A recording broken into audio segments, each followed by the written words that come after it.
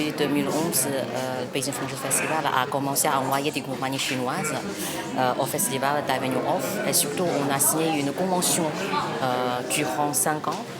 Alors, pour une collaboration durable, donc depuis, il y a plus en plus de compagnies chinoises qui viennent. Cette année, on a 14 spectacles chinois ici présents à Avignon. Chaque année, je crois, il y aura au moins une centaine de professionnels chinois sur place, programmateurs, producteurs, artistes. Le Festival d'Avignon n'est pas très connu en Australie, mais nous sommes venus, notre compagnie, il y a 2 ans, pour notre premier spectacle. Et c'était vraiment un gros succès pour nous. Et quand on est rentré, on a parlé du festival en Australie et je connais quelques compagnies qui maintenant souhaiteraient beaucoup venir à Avignon.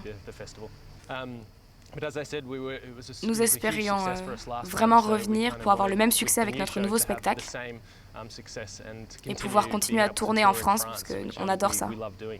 Qu'on le veuille ou pas, c'est le plus grand festival de théâtre en Europe. C'est sûr que y venir, c'est déjà quelque chose qui peut rentrer dans un CV. Oui, et c'est très lourd. Ça pèse lourd dans un CV. Voilà.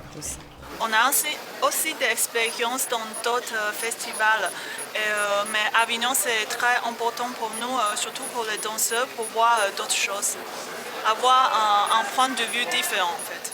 La première chose, c'est qu'on est ici pour se rencontrer, pour rencontrer notre collègues qui font des travaux similaires, pour se connaître, pour s'échanger, pour s'inviter dans les situations réciproques et pour penser aussi des productions ensemble et pour faire connaître ce que nous faisons à plus de monde possible. Être à Avignon, c'est pour moi nécessaire si tu veux faire connaître ton travail à le monde entier en fait. En Italie, tout le monde sait que nous sommes ici, donc tout le monde il fait des questions, ils ont des curiosités et ça permet en fait d'interagir avec vraiment beaucoup de monde.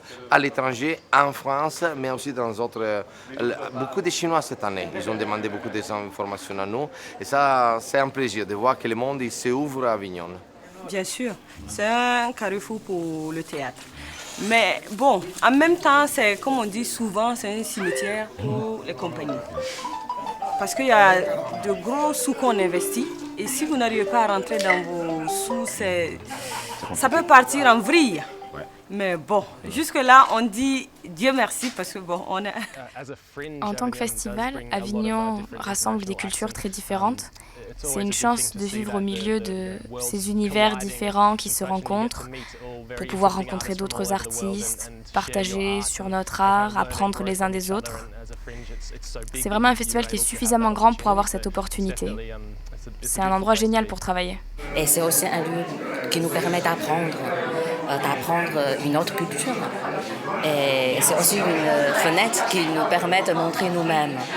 Donc on pourrait dire que c'est vraiment un plateforme qui nous permet d'avoir des croisements, des rencontres et toutes les choses formidables. D'être présent à des plateformes, c'est très important. Il faut y aller tranquillement, aller rencontrer les gens, y aller d'abord en touriste. On va aller voir du théâtre dans les pays du monde entier, voir comment ça se passe. Et puis après, on se dit on va pouvoir collaborer avec les gens. Et puis à l'étranger, les gens ont beaucoup de respect pour le théâtre qui se fait en France. Et quand on arrive, on dit je suis français. Et les gens ils nous accueillent avec beaucoup d'amabilité et donc il ne faut pas hésiter.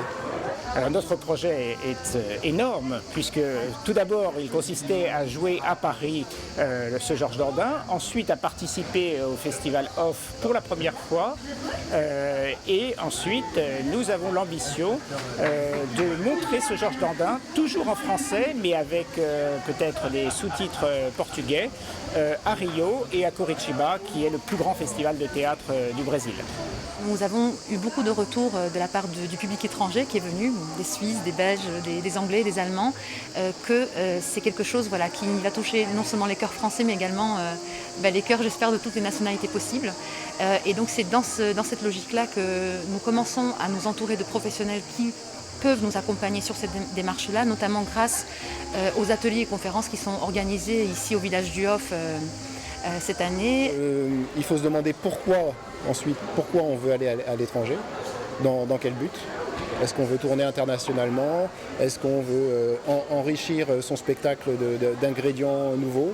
Voilà, donc c'est définir vraiment le pourquoi. Et après, au niveau du financement, c'est parfois difficile, donc il faut pas brûler les étapes. Et il y a différents degrés de festival, par exemple, qui permettent de débuter avec une ou deux représentations dans un petit festival, et puis après on voit comment ça se passe, on connaît le public et on progresse à partir de là. Le Festival d'Avignon, c'est un investissement qui est immense, que ce soit au niveau artistique, humain et financier. Donc justement, parce qu'on a cette connaissance de la structuration, de comment ça fonctionne, nous préparons le terrain de façon structurée et en essayant vraiment de nous entourer des meilleures compétences pour le faire. Voilà, parce que vous le savez comme moi, l'artistique c'est une chose, mais après voilà, pouvoir concrétiser les choses, ça en est une autre. Dès le départ, on savait que ça serait au moins 18 mois, 2 ans. Et quand on a un objectif comme ça permet de bien travailler ensemble, étape par étape, Paris, Avignon. Nous avons aussi déjà quelques contacts pour tourner en France, en particulier dans le réseau scolaire, qui nous intéresse aussi. Voilà, c'est la soif, c'est l'envie de partager au plus large.